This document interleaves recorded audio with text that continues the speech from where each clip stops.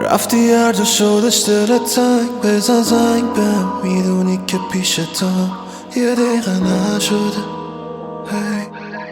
یه دقیقه نشده. تو خواب و رویا همش فکرم پیشته، همش تو سرمه که امشب کسی پیششه، یا دلش تنگ شده، یا دلش تنگ شده. محاله بخوام عاشق شم دوباره، این بارون بی تو چه حالی داره.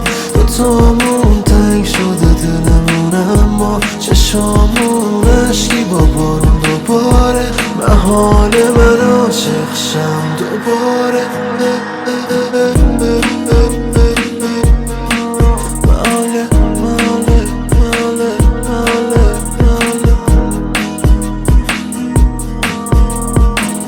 دوست دارم کنار تو ببینم همه این فصل رد میشن. اگه اخلاقم بده اراده کن عوض میشم. هر موقع دلت گرفت میرسی با یه زنگ پیشم، با تو حتی زشترین کوچه قشنگ میشم.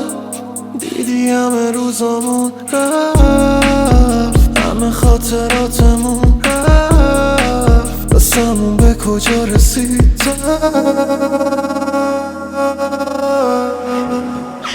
محاله بخوام عاشق شم دوباره، این بارون بی تو چه حالی داره. دوتامون تنگ شده دلمون، اما چشامون عشقی با بارون دوباره. محاله بخوام عاشق شم دوباره، این بارون بی تو چه حالی داره. دوتامون تنگ شده دلمون، اما چشامون عشقی با بارون دوباره. محاله بخوام عاشق شم دوباره.